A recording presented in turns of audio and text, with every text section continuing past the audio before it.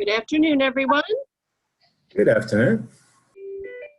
Here's my little musical interlude. Hey. I'm going to be the bad person today. I'm going to have to keep my camera off. I am working from Florida today. I'm in Oh my Florida. goodness. Well, we had a little family emergency, so I had to come down here, and we have grandkids in the house, so it's a little more disruptive than normal.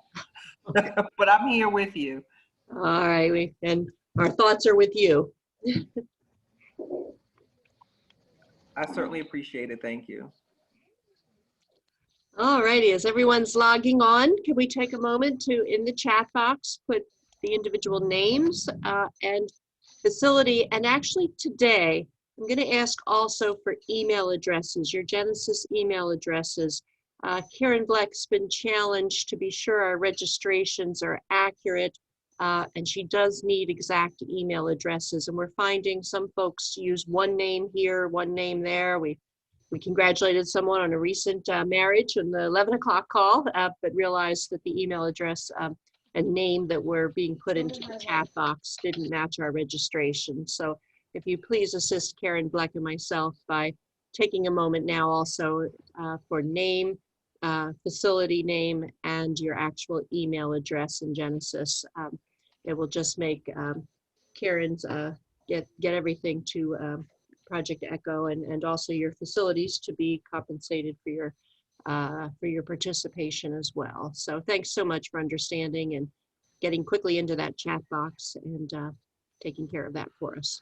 Hey, Michelle, when you have that problem in the future, the other cohorts, they just shoot me an email of whose email is missing and I fill it in for them. Okay. I can usually identify it and I have a directory. I can tell them what center. If you have centers that you don't know who people belong to, just shoot me an email. Sure. Well, the list was long enough that I didn't want to do that. I thought maybe. Okay, well, I appreciate that. Okay.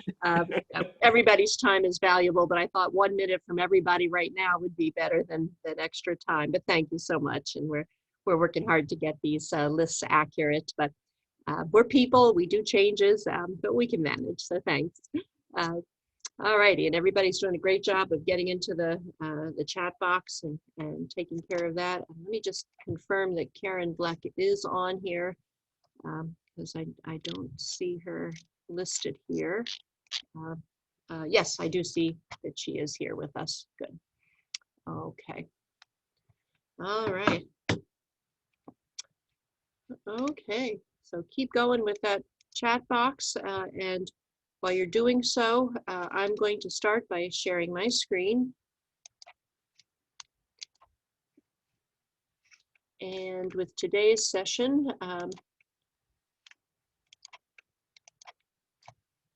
advanced care planning, we are going to, before we get into the session today, AHRQ actually has asked, the funding agency for the Project Echo has asked for nursing home participants to complete a survey. So let's do that. I'm going to go to the next slide. I'm going to be putting these two links into, let me stop sharing here and go to these two links right into the chat box. And I'm going to now ask that individuals go to these links and complete the survey while we're in our session. That way we know that everybody can do it and it's done. So I'm putting these in the chat box right now. If you can just go, let's start with just this link. I think this was the link that turned out to be the easiest for our last two sessions. If you just click on that and say open, or double click on it or copy it and put it into your web browser, you will come up with a survey that starts out with AHRQ nursing home participants. If anybody's having trouble, unmute and let me know, but go ahead and complete that survey for a minute or two. It doesn't take long, but it gives AHRQ that's funding this program feedback on the program and how they might do better. There are plans for new cohorts, and they very much want your input as to how to make this program better and sustained. And for the centers that logged on a little bit later today, in addition to your names and your center, please put your emails, your Genesis emails in particular, Karen Black is on the call and is recording all of these emails to make sure our registry is as accurate as possible. So thank you for understanding and taking care of a few administrative pieces today before we get started. And when you're finished the survey, if you just want to put in the chat box done, then I know that folks are finished and we can move on.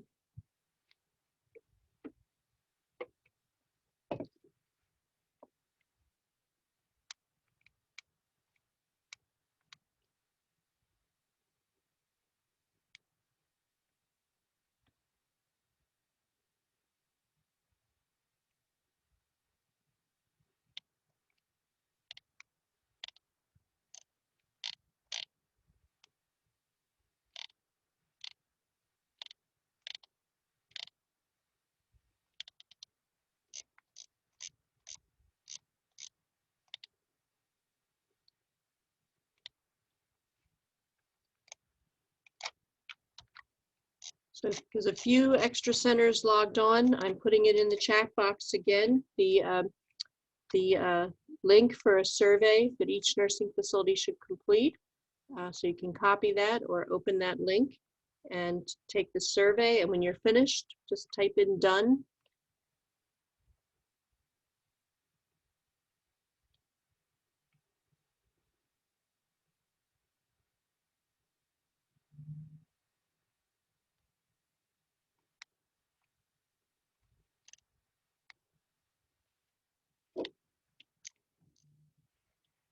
All right, Homewood. Homewood's done, thank you. So now you have another assignment. 5 words or less in the chat box on what you feel is most important, most relevant in advanced care planning. 5 words or less. When I say advanced care planning, what comes to your mind as good quality, effective advanced care planning? 5 words or less.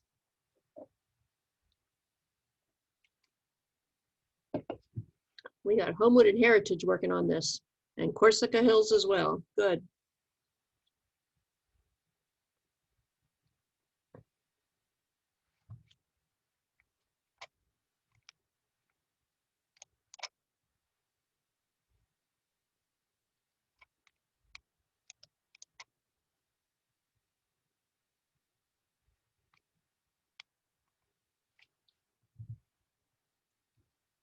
Good job, Severna Park. Can you come up with 5 words or less when it comes to, oh, let me get out of the electronic record. Okay.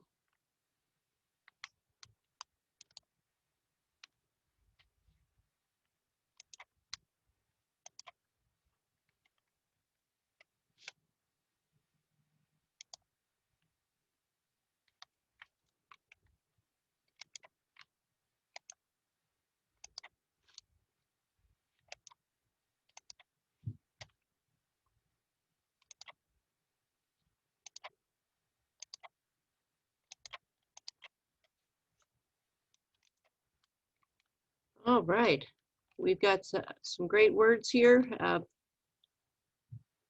Justin, I'm going to ask you to, Justin Quinn, I'm going to ask you to unmute. You've got some great 5 words there to get us started.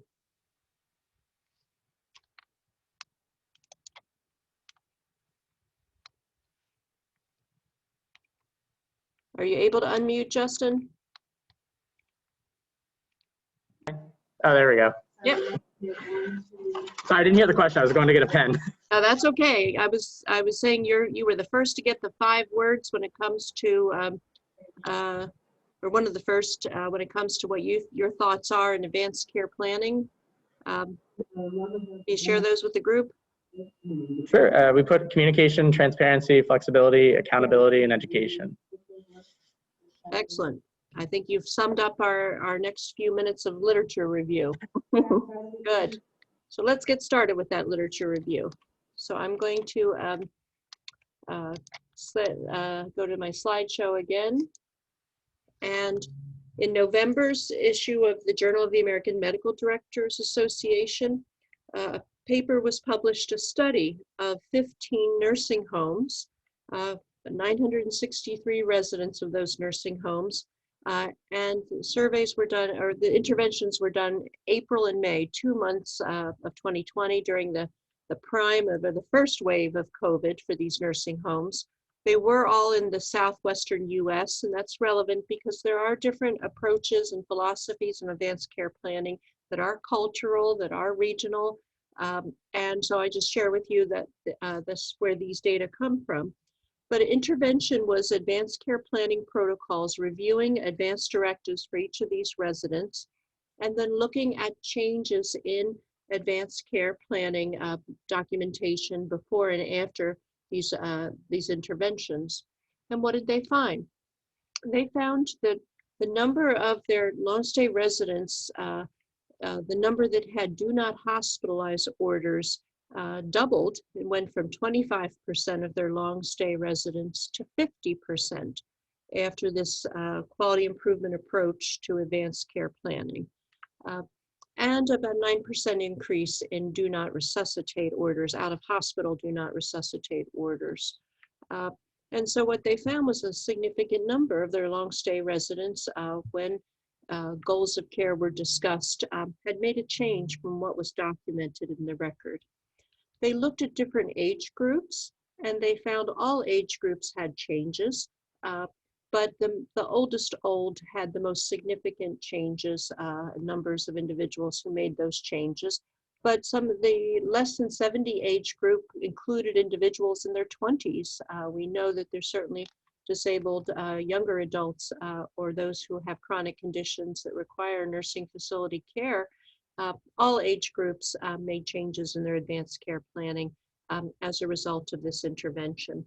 So it just highlights that particularly during the pandemic, as we were all faced with a new type of illness, one that could come on fairly rapidly and significantly, and where advanced care directives became relevant, hospitalize, do not hospitalize, do not resuscitate, that in fact this type of intervention was effective in making changes for individual residents in the nursing facilities.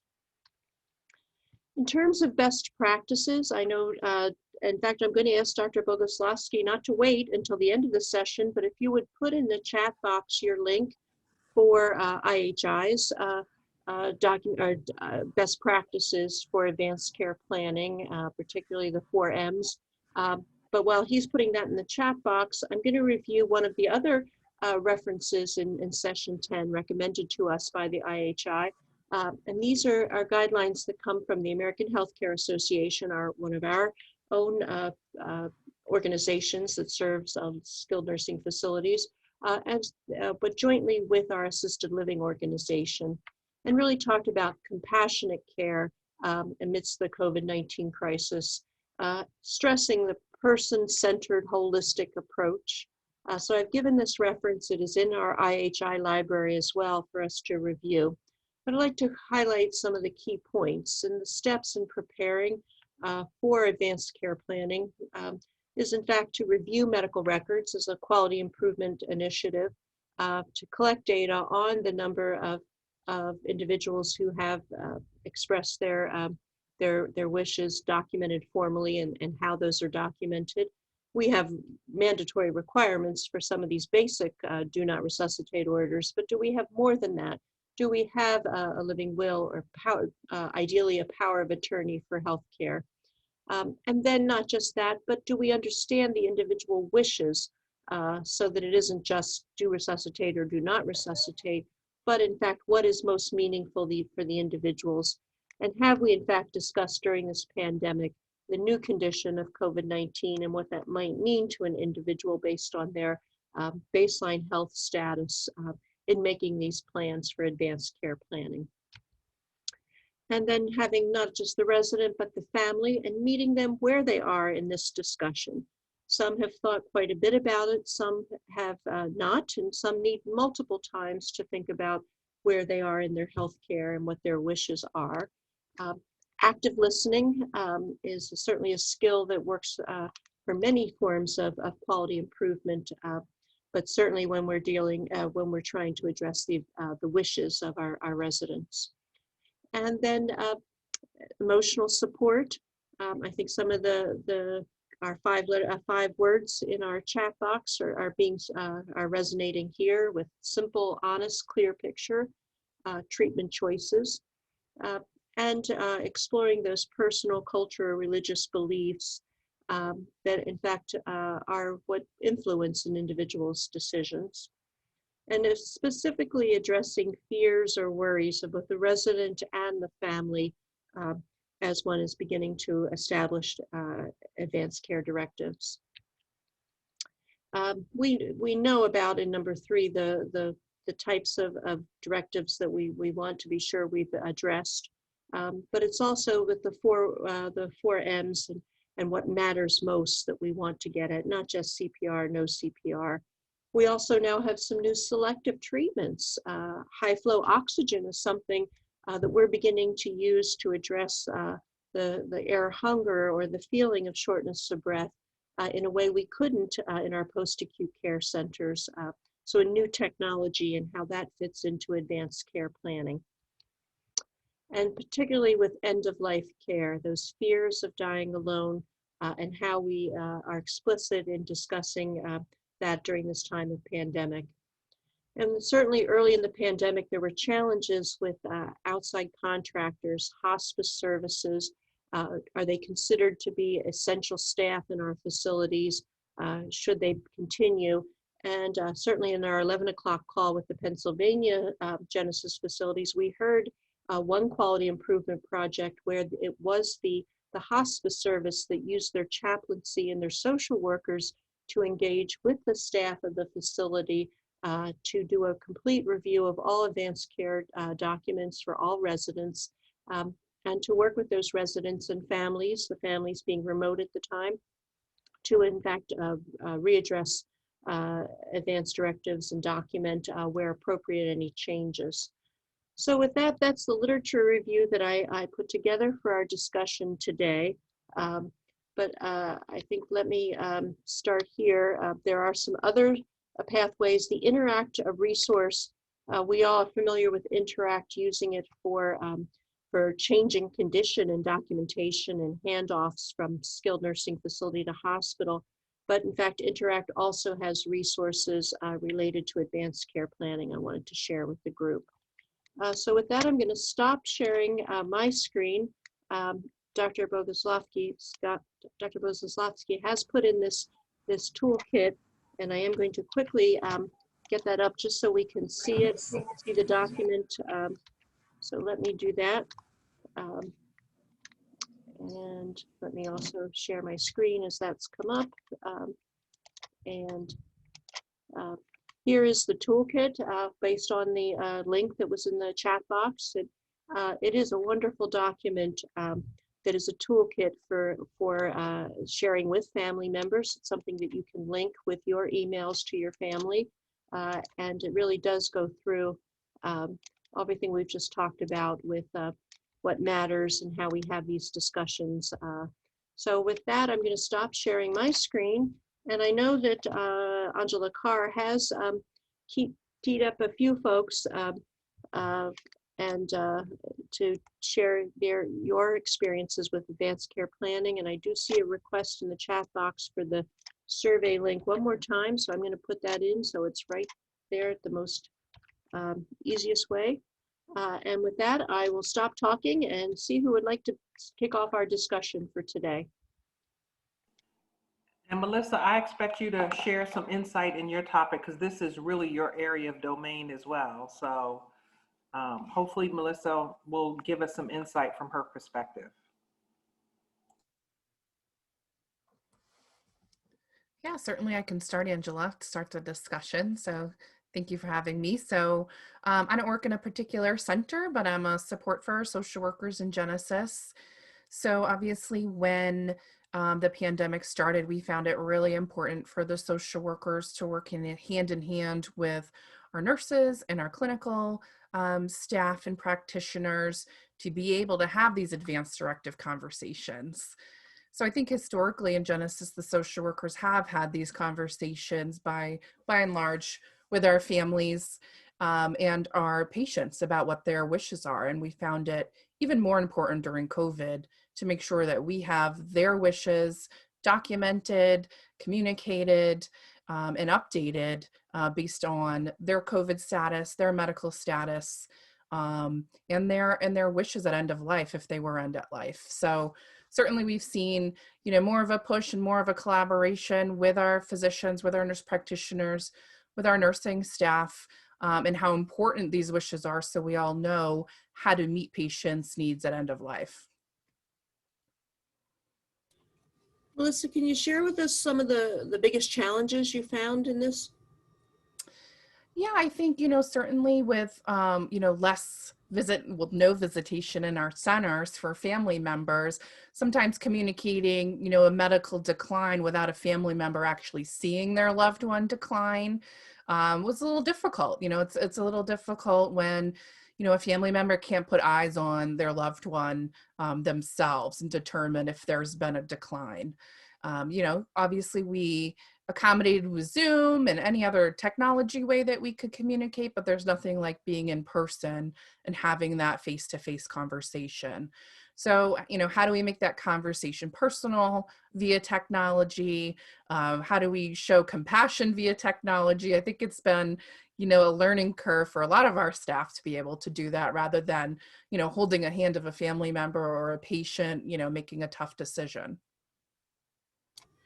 Yeah, that not being in person to actually live that experience, that it very much rises to the top of a barrier in advanced care planning during this pandemic. Michelle, I'd like to bring up one thing. This is Bernie at Multimed. Mm-hmm. One of the things that we found very helpful was the compassion visits that we were able to arrange. COVID or non-COVID, we were very fortunate. We didn't have resident COVID cases until November. When we did get it, we had quite a few. But we did have several people pass away normally through our care planning process and things like that. I can remember one resident in particular, all the way back in April. We didn't have any COVID, but the family wanted to come in every other day. And the CDC at that point, it was end of life, so we could kind of carve that out. We did it very safely, but they were very thankful to get to see their loved one just before they died, in a setting that was off the patient care area and done very safely. So we learned to go around the challenges of that on several occasions, and I think it worked very well. I just wanted to bring that up. Yes, thank you, Bernie. And can you tell us a little bit more about how you overcame those challenges with those visitations so frequently, or what processes you put in place? And actually, I have Roy on the call. I know you call on her every now and then, but she was kind of as guest services director. She still spearheads that. And we I did some of the first ones personally. We came in on the weekends. We felt it was a little easier to go down and find some areas that we could bring the patient down. Nurses would bring the patient down, fully gowned, eye covering, mask, and then the family member one at a time could come in. If there was 3 people, they come in one at a time. We have a screener who would set them up, give them the expectations, and of course we would tell them ahead of time what the expectations were. But we never had one bit of pushback from family members because they were so eager to see their loved one here at the nursing home. So, I suggest, and we've been doing that ever since. We had one today. Sometimes we have 2 a day, but we make sure that these are done safely. And again, knock on wood, we have not had any issues COVID-wise or anything else, and it's been all a win-win situation for us, the families and our patients. And it just doesn't have to be end of life.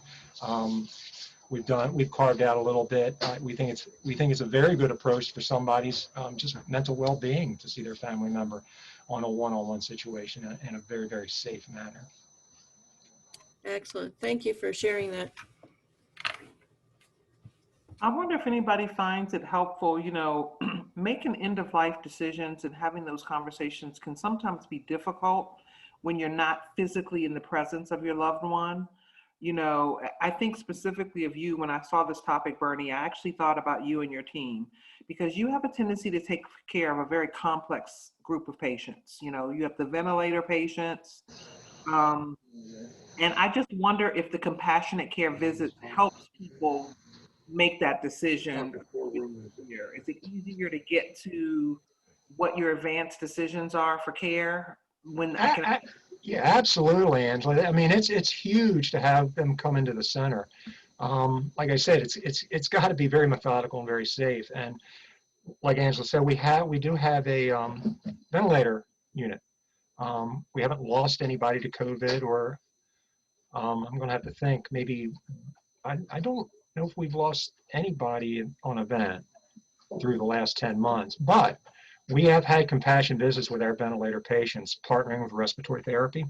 A great nursing team, as Angela just alluded to. We have a fabulous nursing team here at Multimed. And it's a little more complex, but Cindy Markley is our director of nursing. She's not on the call. She can make just about anything happen. So even our families who've had people on vents were a little surprised that we could make this happen. So again, I'm just going to repeat, win-win for us.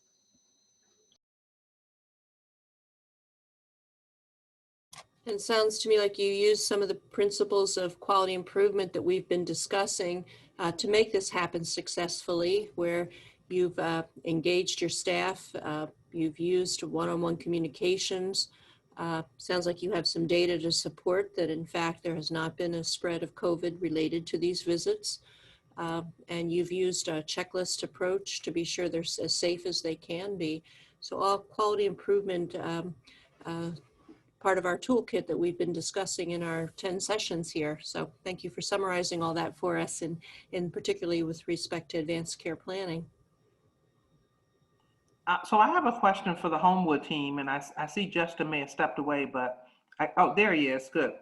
And I wonder, when we think of advanced care planning, I know we think about the older population, but Justin, you have, and probably other centers too, you sometimes have a younger population. And so I wonder sometimes, do we miss having this conversation because the patients are younger and maybe we don't think it's applicable? And what is your perspective on that? Well, here at Homewood, we do tend to have a younger population. Sometimes we can get ranges from their late 30s, 40s, or 50s and 60s, which I would consider personally very young. And we try to treat everybody with the same compassionate care as if they were 90. So we just try to make sure that we treat everyone fairly, and that we realize, even though that they're younger, they still need just the best quality of care. But what about initiating those advanced care planning decisions? Do you feel like you're not, how aggressive do you feel like you are with really having that conversation with the younger population? Well, I'm the director here.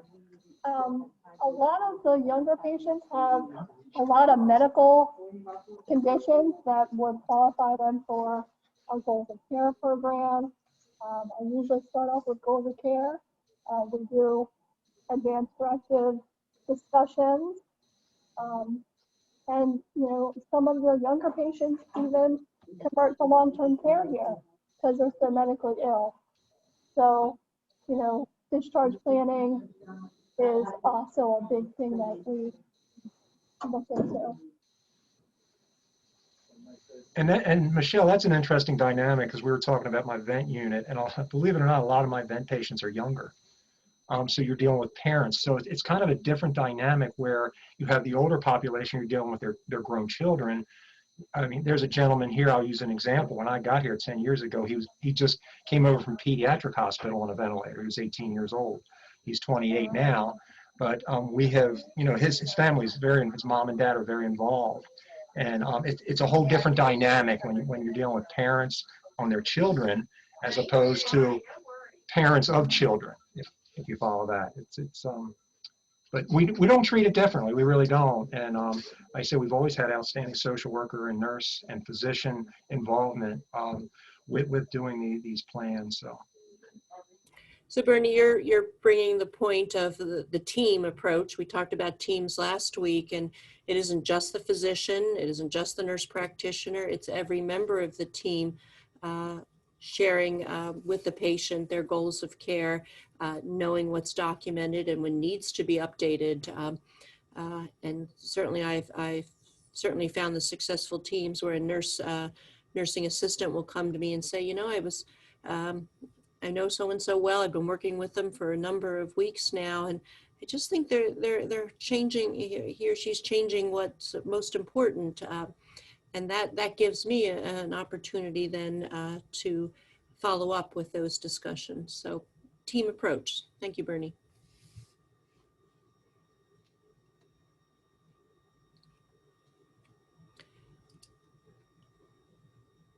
One discussion we had this morning that was brought by a Pennsylvania facility was the challenges in accepting new patients, new residents from acute care, and feeling as though no one has prepared that resident or family had the discussions. Can anyone speak to that? Is that something that you see? Yeah, here at Homewood, we're dealing with that a lot because I think that's something that has always been a problem since I've been in this industry, is the handoff from the hospital to the nursing home, and not necessarily between the nurses. It's what's being told to the resident and the family at the hospital, because many of these nurses at the hospital haven't worked in a SNF setting and vice versa. So they don't understand what happens when they come here. And to pile on top of that, it is COVID. So it's changing every day. So sometimes we don't even know what's happening here. So I think that's something that definitely could be worked on. I think I'd like to see, I did in another building, we did Zoom calls pre-COVID, and showed them the building, met the team, kind of like a sales call, but it did help because the resident came knowing faces, knowing what was going on. Yeah, and we heard the sense that nobody's talked about your prognosis until you get to the nursing facility. And then all of a sudden, the nursing facility team is viewed by the resident or the family as being the negative folks or the folks that are giving up. I'm seeing a lot of nodding here. And I shared with the morning session one of my experiences this week when I was speaking with the wife of a COVID recovering patient who came from the intensive care unit to my vent unit. And she said to me during this first phone call, "Doc, would you please review all the chest imaging studies and share with me your thoughts?" And I thought, gee, he hasn't had a chest CT in 2 weeks and he hasn't changed his respiratory status. Where is this question coming from? And by the way, I'm not a pulmonologist, so I'm a geriatrician. So I basically said that to her. I said, "You've just had the finest lung doctors at Johns Hopkins working with you and who've reviewed these with you. Why are you asking me to look at them?" What do you think her answer was? Nobody reviewed it with her. No, they had. And they had said to her, based on what we see here, we don't think your husband will be able to get off a ventilator. That was nowhere in the discharge summary for me. And she didn't share that with me initially. But as we explored it, she said to me, "I'm really having a hard time accepting that.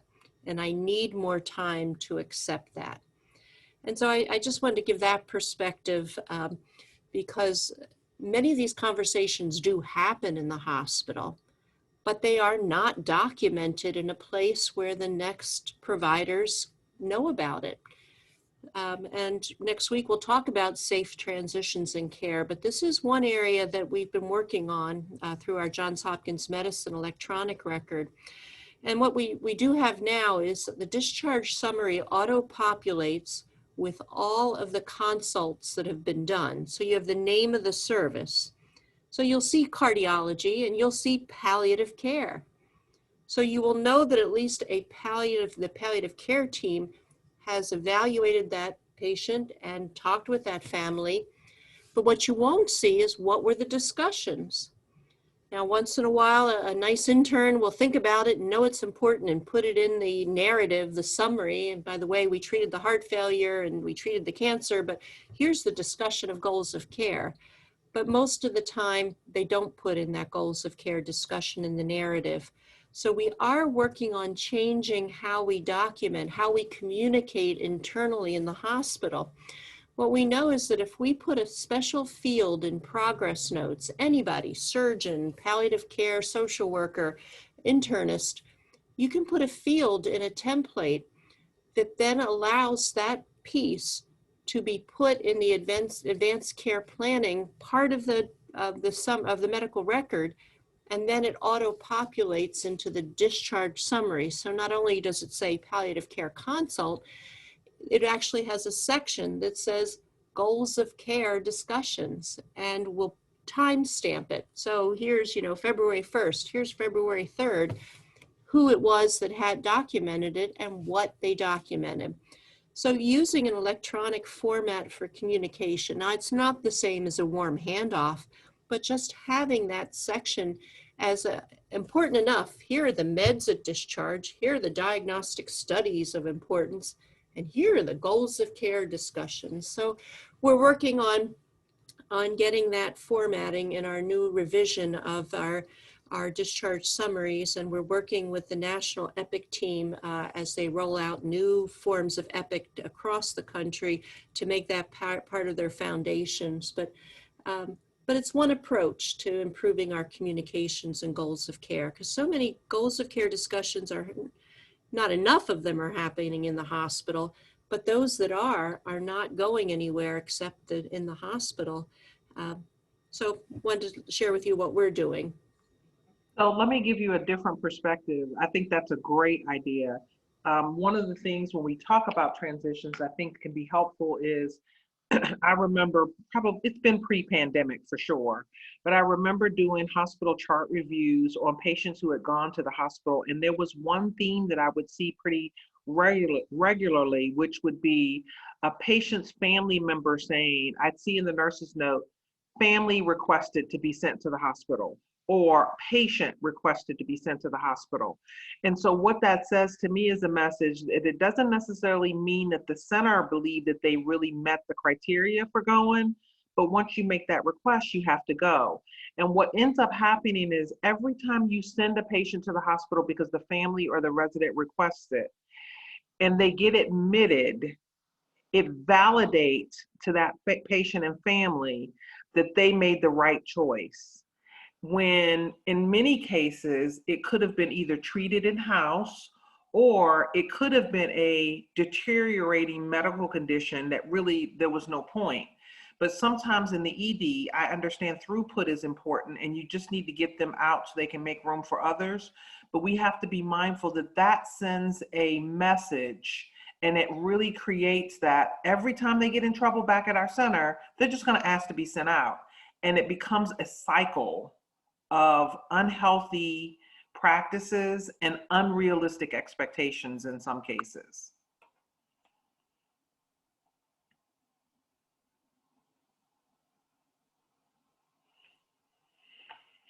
So I guess to that point, I guess we have a couple of centers on here that I think are considered in the Bible Belt. I think, Robert, you're in that category. I know Laney's kind of in that kind of category.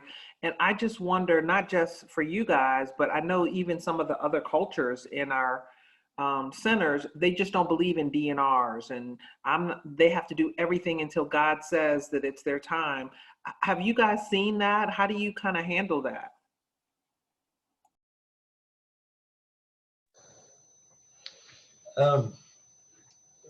This is Rob from Cumberland Village in Tennessee. It's not something that I intentionally think about a lot. I think that it helps families to be understanding of a particular, or be at peace with a particular outcome. But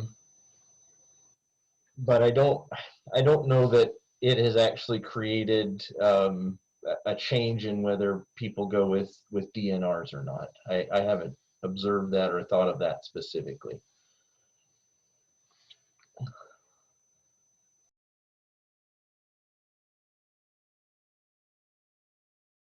For us, Angela, I think that people have a hard concept with that DNR, of just that thinking of, oh, well, that means that still is that not going to treat situation, versus, because we had a gentleman who has been a CPR, a very complex case, and a couple of weeks ago he tested COVID positive.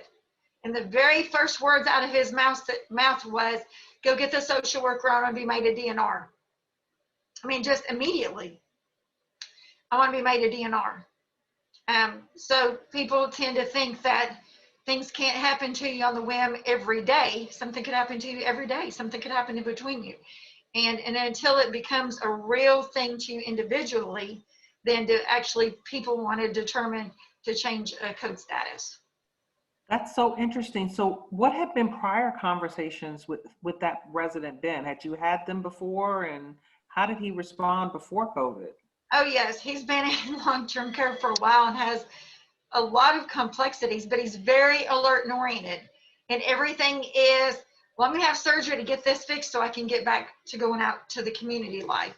I'm gonna get this better so I can eventually go home. Or, you know, it still was, this is not gonna happen to me. Or, and he's very complex already. I mean, he should have already been in that status, just in general. But until it affected him personally, it was kind of like that.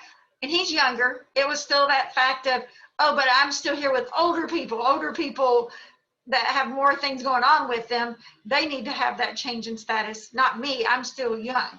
Right.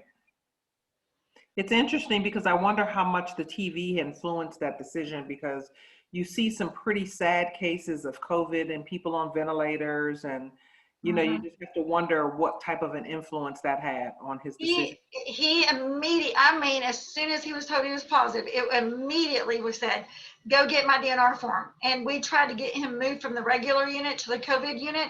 And the whole time he was saying, Lainey, I haven't signed my form yet. I haven't signed my DNR form yet. And I said, you know what, but as soon as you get over here, we're going to do that, because that's where you're going to get your 2 witnesses at, and we'll take care of this. And he kept saying, well, I'm not going to make it, because he knew it was complex. I'm not going to make it. I'm going to die. I'm not going to make it. And, you know, he has been somebody who has had the infusion, and he is doing very well. And he was one of our last 2 cases recently that were positive. And so everybody else on that unit right now is resolved except for him and his roommate, and he is doing very well. It's going to be interesting to see what happens post-recovery. I agree. I agree. I agree. That's going to be interesting afterwards too. I agree. So Michelle, I can share, this is Cassandra at Glade Valley. You know, I'm hearing this discussion, and I think, and myself and my sisters, our sister center, are blessed because we have from where I came previously, my old medical director now works for the local hospital. And when we're having those challenging discussions, and we as a team have used our attending physicians, our social workers, and we're kind of at a loss either with the resident, and in most cases what I see here is the family. The resident's not capable, or the patient's not capable of making the decision, and the family doesn't want to go there, just doesn't want to make the decision, let it happen naturally. We really call her, we call her Dr. C. But we call on Dr. C, and she will reach out to the family and just say, you know, I'm with the local hospital, here's my role, and I'd kind of like to have an open discussion with you on what are those goals, and, you know, what do you see going forward? And in some cases, it's very helpful. In other cases, they don't change their mind. But I have to tell you, that's been a blessing to us, because at times, you know, even the attending, we can involve our medical director, we can involve a variety of resources, but to have that individual that we can call upon, and I don't want to call her a last resort, because it's become part of our care model, that we're able to offer those discussions, and she readily steps up. I mean, it's something that we have her number, we call her, our CNE calls her, myself, or someone will call and say, we have a challenging case, are you willing to make a call? And it doesn't matter whether it's come from, the referral came from our local hospital or a bigger outlier hospital, she makes that call. So that's been a blessing to us to be able to have those discussions at a different level. Well, that sets us up so nicely for next week when we talk about safe transfers and hospital communications. And what do you think is her secret sauce? I'm going to be honest. What I think her secret sauce is, from the moment I met her, she loves geriatrics. and she loves this population. Now, keep in mind, not everyone is considered geriatrics. She's a geriatrician, but she's comfortable having discussions where she talks about some of those end of life, or where do you see your life going? What are your goals? I mean, she really, and she doesn't shy away from it. She's comfortable. It's not an awkward conversation for her. It's done in sensitivity. It's done with saying this is difficult, and then, you know, really walking them through each one. And I think it's just, she loves what she does, and she's very comfortable being open, honest, raw, and real in a very compassionate, but also a very direct way. I think sometimes what happens is everyone kind of is uncomfortable talking about things at times. Those end of life discussions, or those discussions about maybe we're at our baseline. This is our new normal. Like, even those discussions we've had is, you think mom or dad or brother or sister are going to be like this, and that's not the reality anymore. And we're sorry someone hasn't told you that. But the way she tells them is just helps them to eventually get to acceptance. And I just think she loves what she does. It isn't a job for her. I think it's a passion. I would also mention that she has a special needs child. So she also understands difficult conversations and realities of where people are in their life. And I think it just gives her a different perspective. Raw and real, words you used. That's what they should have put in the ACA paragraphs, right? But I think you hit the essence of conversations, tough conversations with respect to prognosis, advanced care planning, but with empathy. They did use the word empathy and compassion, and certainly one who lives that every day can certainly, with that passion, convey that in all the words and in deeds and actions. Tough to do over Zoom, better to do in person, but nonetheless, we could all watch your nonverbal communication as you were sharing your experience with her. And I think you shared that secret sauce very nicely with us. Thank you.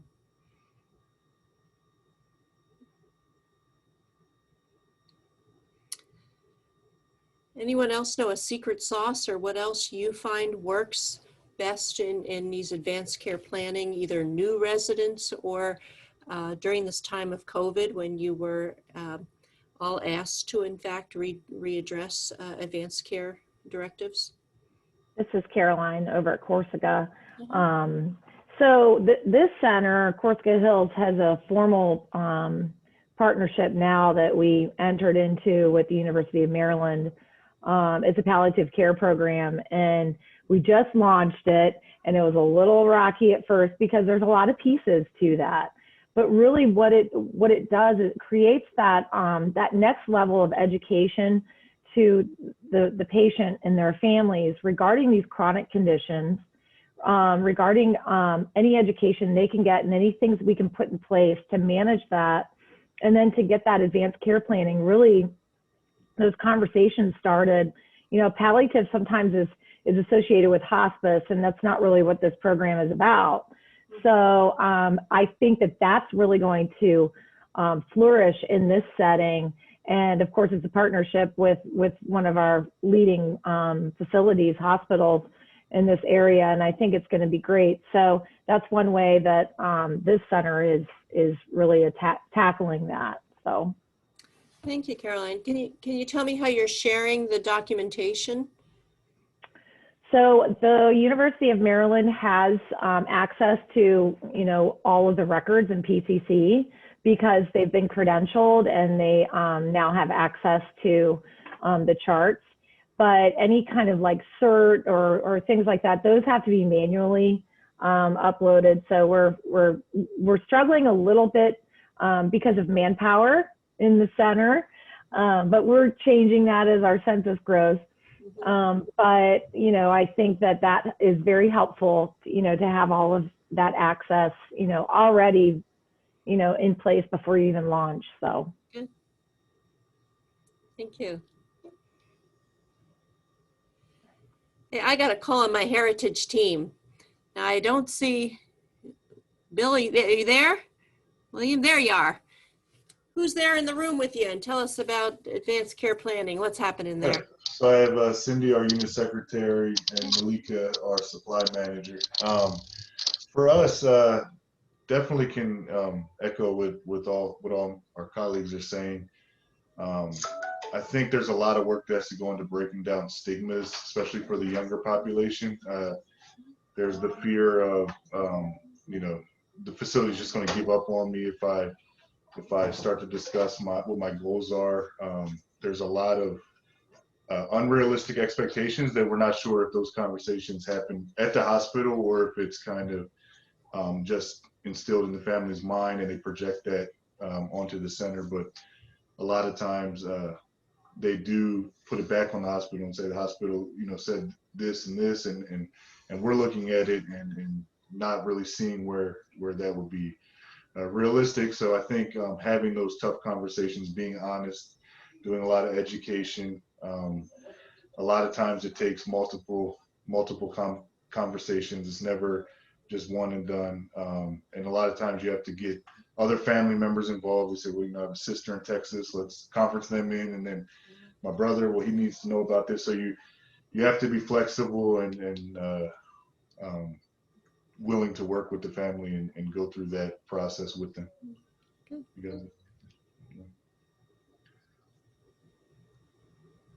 Thank you.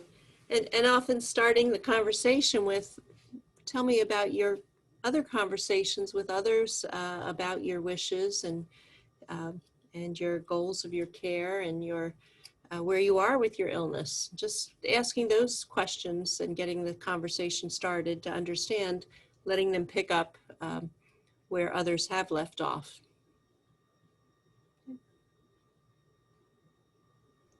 Michelle, I had, and I've heard people talk about that discussion at the hospital level. And prior to joining the Genesis family, this topic came up a lot about the hospitals doing a disservice. They're not doing this, they're not doing that. And what we found is we started asking the questions. Why are you not having the discussions? Why are you not having it?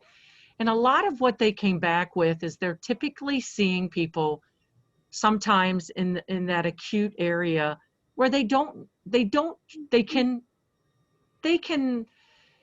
maybe make a informed prediction of what's going to happen, but they really felt that until someone gets in, potentially does that rehab, they didn't want to set anyone up for failure. And we really started I think at some point the team, my former team kind of got into that blame game. Like it was like the hospital's not doing their job, and then they put it all on us. And we really had to evaluate that, yes, they can start a conversation about,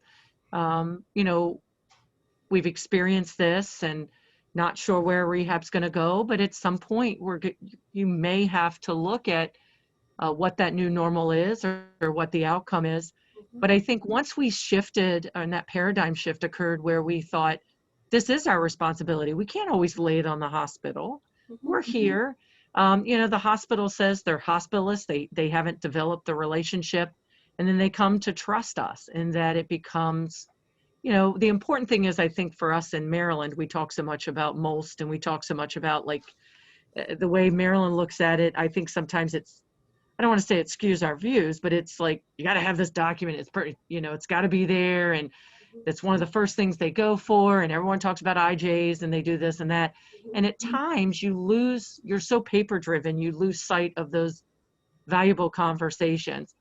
And there was, a lot of discussion about the second page isn't filled out. And we had to talk about, the hospital was saying, is it really fair for us to lock them in at this point to say they don't want all of the additional services? So I know for me, and I've tried to carry that on here, it was kind of like a paradigm shift that we have to work collectively. And that's why I think I talk so much about Dr. C, because she recognizes, and she worked at the former hospital that I worked more with, but she understood that it can't just be one and done, and that it has to be ongoing conversation. Oh, very good. Thank you. All right. Let me give Dr. Boguslavsky a chance to give an IHI perspective on this conversation. Well, thank you, Michelle, and everybody. Once again, wonderful to be with you today and making notes and capturing the great ideas that you're sharing on each other. You know, definitely will be sharing this through the larger RHI community as part of my notes sharing and updates with them. And thank you for sharing that IHI's framework for what matters to older adults. It's really, excuse me, it's really a toolkit, just to expand a little bit more. It's a toolkit for care teams, you know, that provides actionable information and steps of how to deliver this care for and setting goals and, you know, and understand the care preferences and document them and sort of make it more integrated into the processes of care, not only limited to the end of life care. So, you know, that also provides some information about the measures, such as process measures, outcomes, balancing measures, provide some case examples. Really serves as a good sort of document for you to think about how do you put this into the improvement perspective, as we always approaching from the quality sort of perspective, improvement perspective. And thanks so much, by the way, Michelle, for having this whole conversation within the realm of this improvement questions, which really helps us to sort of move from understanding of how can we do better every time. And I'm so great that, you know, some participant has shared experiences about documentation, because as we document, then we know that what we deliver and how do we improve. So perhaps maybe as we will be moving into the next weeks, maybe a part of the conversation would be good to touch base on the data. How do you use data? How do you act on data? And how can we use data to inform our sort of decisions as we move forward about improvement? But that's a kind of conversation not specifically related to this topic, but I would love to have for you, because it also informs, by the way, our sort of next phase of the ECHO program that is being planned. I don't know the details, but I think obviously the question would be how the improvement helps to improve, to facilitate that conversation further, and it's extremely helpful. So thank you so much. Thank you. I'm going to share my screen again and go to finish up our my slides here, and particularly thank you for setting me up so well for first a summary and then the next session. So we've talked a good bit about how important advanced care planning is for all of our residents, but certainly the severity of COVID acute illnesses has resulted in all of us readdressing advanced care planning, using our quality improvement processes of collecting data and sharing the data that we have. Sorry, my screen is not sure why it did that, but anyway, we'll just go here. And for our next session, Safe Transitions in Care, let's take Victor's suggestion and prepare for next week. What data are you collecting? And most of us know our rehospitalization rates, but tell us a little more. What's behind rehospitalization? Planned, unplanned? Why are people going back? The repetitive readmissions? What documentations do we use to communicate with our acute care providers? So tell us what's going well based on data that you have, and tell us where your best opportunities for improvement, otherwise called challenges, and the data that's not so good. This morning, a facility shared with us recurrent rehospitalizations and showed us some data, or talked about data on a few individuals who had multiple rehospitalizations and how they were beginning to look at those, the care plans of those patients from the perspective of advanced care planning in particular, relevant to today's discussion. But in general for next week, share successes, share some data, and your quality improvement processes with respect to transitions in care. So with that, I'll wish everybody a productive, happy, safe week and look forward to seeing you next Thursday. So bye now. Thank you. Bye-bye.